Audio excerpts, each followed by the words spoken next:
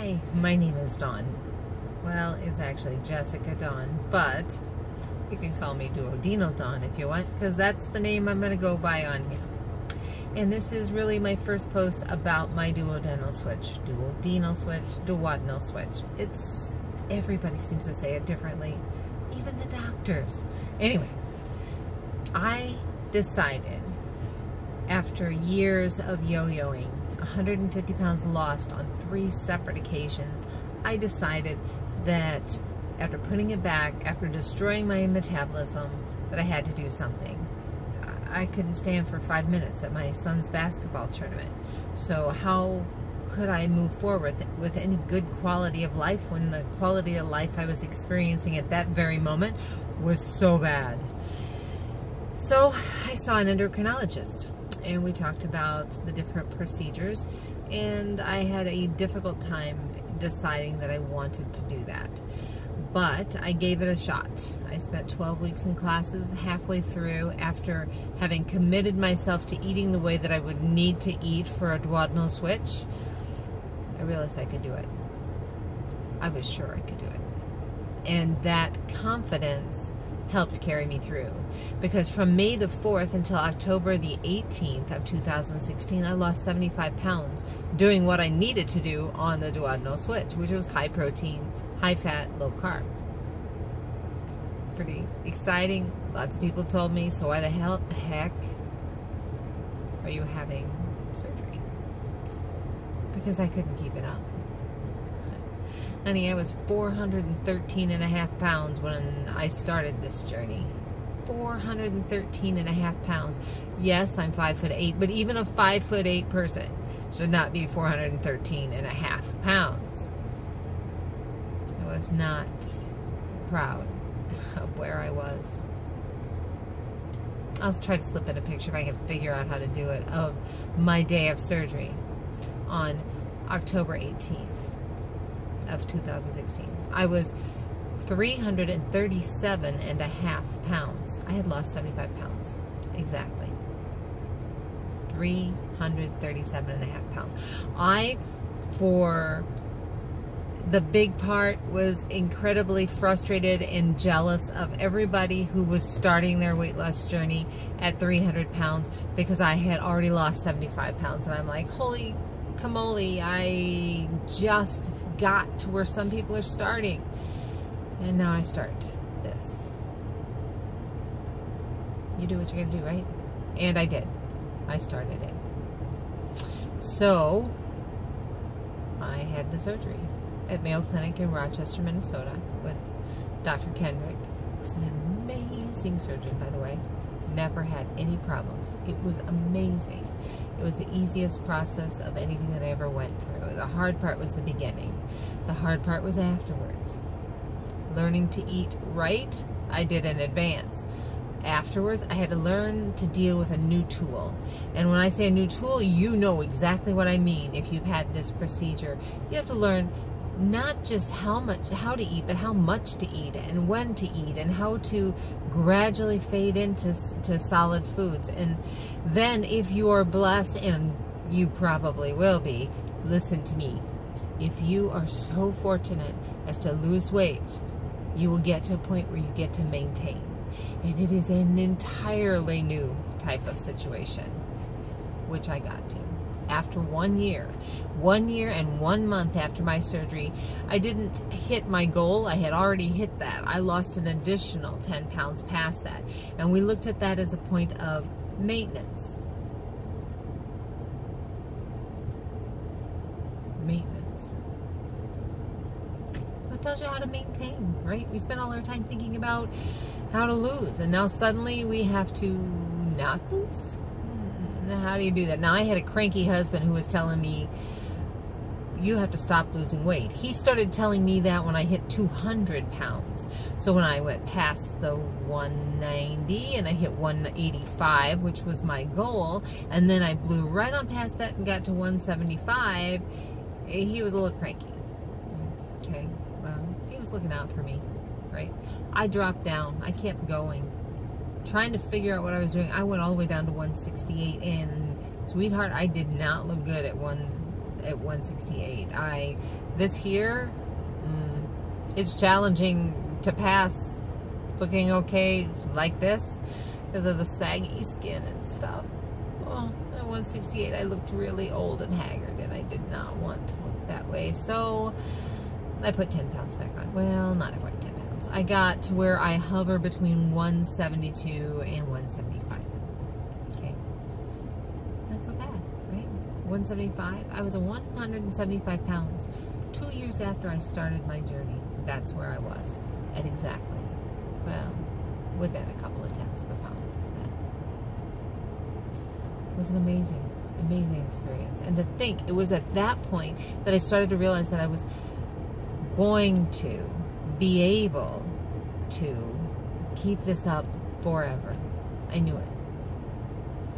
Which is a good thing to know, considering back in the early part of this year, I had met with Dr. Sheriff down in Rochester about some paniculectomy, some skin removal. So that is scheduled for this coming week on Monday, June 25th. I'm having a paniculectomy with fleur-de-lis. So if you don't know what that is, you can certainly Google it. But basically, it's taking and getting rid of all of the belly skin. I'm also having a mastopexy, which is, in layman's terms, a breast lift. Yeah, the girls don't look so good. So we're going to get them lifted back up and rejuvenate them, I hope. Sounds pretty good. Pretty promising. And that's coming up on Monday. Anyway, since this is my first video, I am going to thank Smile and Shrink It. Joni, I love you. You're wonderful. You're great inspiration. Thank you for spending time with me chatting about everything, because you, girl, you are amazing, and I appreciate you so much. I want to thank everybody online who gave me so much support. Taught me about vitamins, taught me about eating. I learned that in advance of my surgery, and it made it so much easier. The vitamins, if it wasn't for you, Susan Brown is her name. She's in one of a support group online. The woman knows everything about vitamins. If it wasn't for her, I probably would not be having these amazing labs. My labs are perfect. My doctors are always amazed by my labs, which I love it. I like doctors being surprised by me, rather than saying, you got to lose about 500 pounds. No, never that. But it was always a couple hundred pounds. But I've been overweight since I was 5 years old. I am barely overweight now. I went from being morbidly obese, a class beyond, through just being obese to now I'm just overweight, and I'm overweight by this much. This morning I woke up and weighed at 170 pounds. You know, I think it's the stress for the surgery coming up. Got me a little nervous, you know.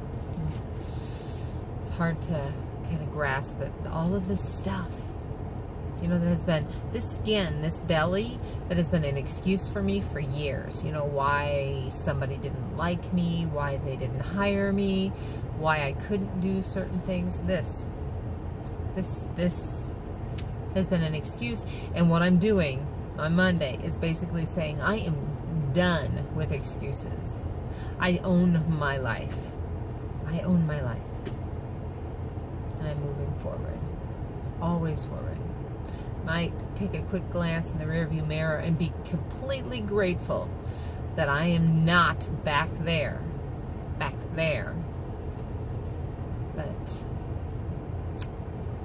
never going back. Never ever going back. Second person I want to thank today is I watched the wonderful videos on occasion from someone by the name of Shrinking Violet, and I really like Shrinking Violet, and so look at hers and Shrinking Smile and Shrinkin's YouTube pages, because they're wonderful. And she talked today about something that was Justin's almond butter packets. Okay, it comes in different flavors. This is the maple one, but I also got just the plain old almond butter one. Great ways to keep fats and proteins around, available in a safe way, so that you can use them and have them when you need them. So you can throw them in your purse, you can throw them in your glove box. I'd be careful with the purse if you have like pins and stuff like me, because